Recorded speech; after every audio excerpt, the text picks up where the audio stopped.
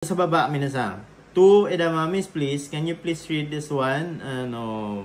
Maikler-san. Maikler-san, onegai shimasu. はい。枝豆2つください。Alright, hai, arigatou gozaimasu. Edamame 2つ kudasai. Again, last night, we have discussed, minasan, that you can order a food, minasan, like this. Edamame kudasai. Edamame please. Edamame kudasai. Well, this time, minasan, we will emphasize, minasan, kung ilang piraso ng edamame yung orderin natin. Okay? So, edamame 2つ kudasai.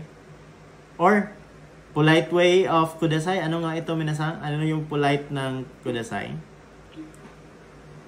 Onegai shimasu. Onegai shimasu. Alright. Edamame 2つ onegai shimasu. Alright. So, ito lang yung nadagdag, minasan, yung bilang. These expressions are used to order a certain amount of something. When counting things such as dishes, use hitotsu, futatsu, and not ichi, ni. Alright? So, kasi itong ichi, ni, sang, yong, goro, ko is just a number, minasan. Sa Japanese, minasan, ang dami nilang bilang. Nagdedepende kung ano yung binibilang nila. Alright? So, for dishes, alright, for dishes, minasan, sa food, or dishes na in-order natin, you can count it, hitotsu, futatsu, mitsu, and so on. Okay? General counting numbers, minasan. Okay, kasi marami pang bilang yan. Depende, again, kung ano yung binibilang. Let's say, we will count person. Okay? Iba rin yung pagkabilang sa person, minasan. Okay, we have hitori, futari, sangnin, yonin, gonin. Rokunin hanggang 10, no? So, hindi lang daw magbibilang ng 1, 2, 3, 4. Okay, they emphasize, minasan, kung ano yung binibilang nila. Well, this time, sa dishes, ang pagbibilang daw ng dishes ay you will use the general counting numbers na hitotsu, futatsu, mitsu, yotsu, and so on. Okay, later on, we will count, minasan, 1 to 10. Okay, and this time, say the number after the thing you order.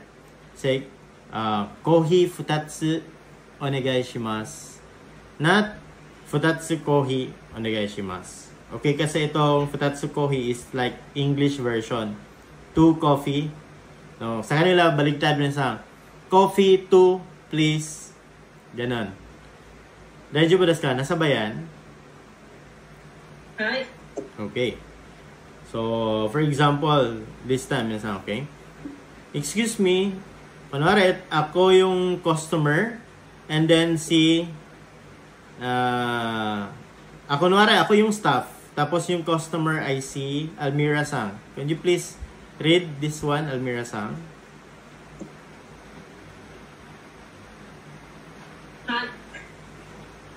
Sumimasen. Kohi 2つください。4つ。4つください。Sige nga, ulit. Sumimasen. Kohi 4つください。ホットにしますか？アイスにしますか？ホットコーヒー3つ。アイスコーヒー1つお願いします。Alright. So, ganun, no? Arigatou gozaimasu, Almira-san. Una, nag-order daw si Almira-san. Sabi niya, excuse me, we'd like 4 coffee, please. 4 coffee yung in-order. Right? Sumimasen. Kohi 4つください. Sumimasen. Kohi 4つください. Excuse me, we'd like 4 coffee, please. Then, ako, yung staff na nagtatanong kanina, hotto ni shimasu ka? Ice ni shimasu ka? So, would you like hot coffee or iced coffee? Then, Almira-san kanina, sabi niya, in-emphasize niya no? We'll have 3 hot coffees. Di ba, 4 yung in-order nila? Ito. We'll have 3 hot coffees and 1 iced coffee, please. So, paano yun? How we will express that in Japanese? Hot coffee 3つ ice coffee 1つお願いします。Nasabayan? Daijoubu desu ka, minasan? はい。Hi, arigatou gozaimasu. So, again, in order to express this, minasan, how many food you want to order? Again, no, in order to express how many things you want to order for certain amount of something, when counting things such as dishes, use hitotsu, futatsu, mitsu, yotsu, and so on, minasan. Okay? Daijoubu desu ka?